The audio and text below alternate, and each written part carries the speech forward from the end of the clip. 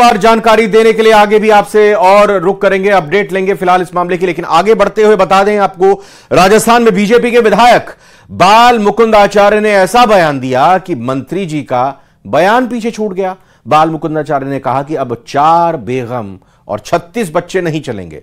पहले सुनिए, आइए बीजेपी विधायक क्या कहते हैं, फिर आगे बात करेंगे। एक देश एक कानून है, तो जनसंख्या दिवस पिछले दिनों गया है और एक भारी समस्या है कि किस प्रकार से जनसंख्या वृद्धि हो रही है और बैलेंस भी बिगड़ रहा है, अनुपात भी किस हिसाब से हो रहा है संख्या का।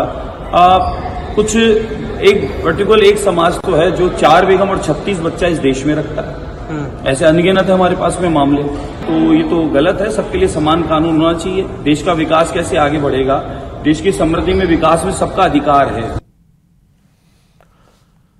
कि ये संविधान को नहीं मानते हैं, ये अपने आरएसएस के संविधान को मानते हैं और इसीलिए ये दिक्कत आई है कि इनको पूर्ण बहुमत नहीं मिला और जनता ने इनको नकार दिया। आने वाले समय में राजस्थान में 5 उपचुनाव हैं, इनको फिर नकारेंगे। अभी इंडिया गठबंधन ने जो 13 उपचुनाव थे पूरे देश में, उसमें इनको नकारने का काम किया है। तो मैं समझता हूं कि इस तरीके की बयानबाजी करके और ये माहौल को पूरे देश में खराब करना चाहते हैं, अशांति फैलाना चाहते हैं, जिसका उनको कोई अधिकार नहीं है। संविधान को कोई भी समाप्त नहीं कर सकता, संविधान को कोई परिवर्तित नहीं कर सकता, मैं दावे के साथ कहता हूं। इसलिए ये जो मंत्री जी का बयान है वो बहुत ही निंदनीय है। हम सब लोग इनकी निंदा करते हैं। लेके आए तो कौन मना कर रहा है?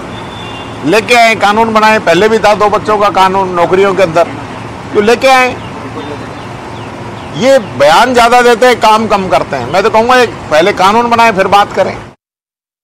बीजेपी विधायक बाल मुकुंद आचार्य के बयान पर मुस्लिम समुदाय की तीखी प्रतिक्रिया सामने आई है। ऑल इंडिया इमाम एसोसिएशन के प्रेसिडेंट मौलाना साजिद रशीदी ने न्यूज 18 से खास बातचीत में कहा कि देश का संविधान उन्हें अपने धर्म का अमल करने की इजाजत देता है।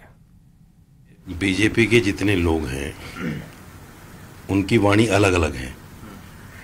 गिरिराज किशोर कभी कहते हैं कि 10 बच्चे पैदा करो, कम बच्चे पैदा करने से मुसलमानों की संख्या बढ़ रही है, हमारी संख्या घट रही है, हमारे बराबर आ जाएंगे। कभी ये लोग कहते हैं कि 36 बच्चे और 4 बीवियां नहीं चलेंगी। तो ये इस तरह के जो इनके विरोधाभास बयान हैं, ये मैं समझता हूँ अपने आप में एक इनके लिए मुश्किल पैदा करने वाले हैं। जो लोग 4 बीवियां और 36 बच्चों की बात करते हैं वो इस्लामिक रूप से जायज़ होने के लिए करते हैं। और वहीं अखिल भारतीय हिंदू महासभा ने बीजेपी विधायक के उस बयान का समर्थन किया जिसमें उन्होंने कहा कि देश में अब 4 बेगम और 36 बच्चे नहीं चलेंगे। हिंदू महासभा के स्वामी चक्रपाणी ने कहा कि हिंदू हम 2 हमारे 2 में यकीन रखता है।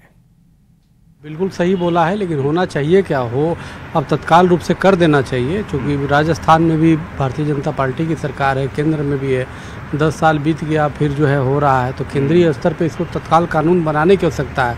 अब बयानबाजी करने की आवश्यकता नहीं है। बयान तो बहुत हो चुका। बयान तो जब सत्ता में नहीं थे तब दिया जाना था कि ये होना चाहिए, ये होना चाहिए।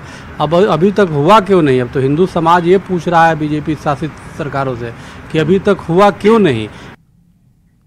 बीकानेर से इस वक्त बड़ी खबर आ रही है जहां पर एनएसयूआई छात्रों का प्रदर्शन देखने को मिला है। छात्र संघ चुनाव बहाली की मांग को लेकर यह प्रदर्शन किया गया है। कलेक्ट्रेट पर पुलिस और एनएसयूआई के कार्यकर्ता उलझ भी गए हैं। पुलिस ने इस दौरान संयम दिखाया है और छात्र नेता राजेश गोदारा, गिरधारी कुकना समेत समर्थक मौजूद रहे। पुलिस ने बैरिकेड गिरने पर 5 छात्रों को गिरफ्तार किया। तस्वीरें आप देख सकते हैं पुलिस और एनएसयूआई से जुड़े हुए कार्यकर्ताओं की यहां आपस में किस तरह से भिड़ंत देखने को मिली, किस तरह से आमना सामना हुआ। बैरिकेड गिर गए थे और बैरिकेड चूंकि पुलिस की तरफ से एक निश्चित स्थान पर लगाए जाते हैं ताकि इस बैरिकेडिंग को तोड़कर या इस बैरिकेडिंग पर चढ़कर आगे ना जाने पाए कोई भी प्रदर्शनकारी। और अगर ऐसा होता है तो फिर पुलिस अपने तरीके से कार्रवाई करती है। और उसी लिहाज से पुलिस का जब आमना सामना एनएसयूआई के इन कार्यकर्ताओं से हुआ तो 5 छात्रों को गिरफ्तार किया गया बैरिकेड तोड़ने के बाद। आपको बता दें कि लगातार पिछले कई दिनों से एनएसयूआई की तरफ से छात्र संघ चुनाव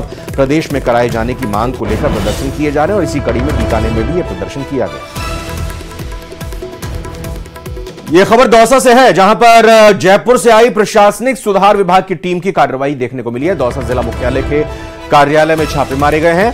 छापे मारकर रजिस्टर जब्त किए गए हैं। 78 विभागों की उपस्थिति रजिस्टर को जब्त किया है। बड़ी संख्या में कर्मचारी अनुपस्थित मिले हैं।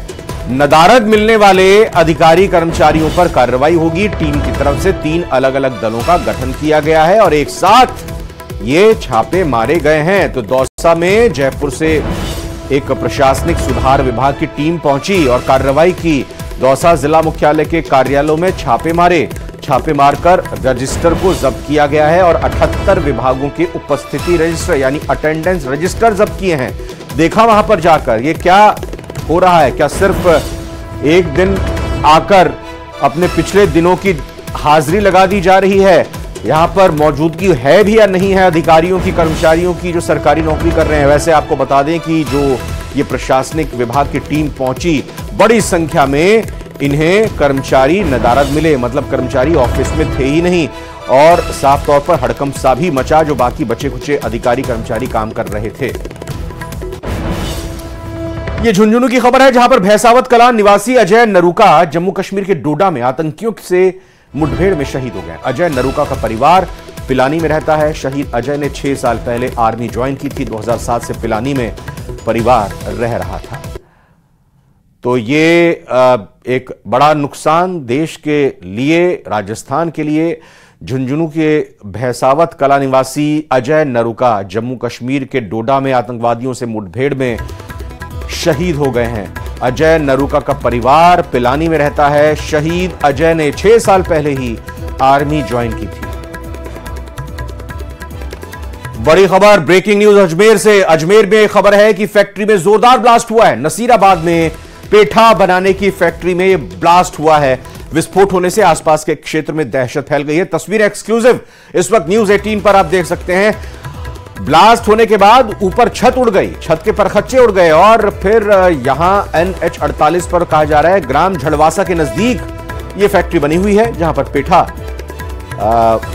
पेठे की बनाने की फैक्ट्री है, या यूं कहें कि पेठे की मिठाई बनाने की फैक्ट्री है, क्योंकि पेठा तो पेड़ पर उगता है।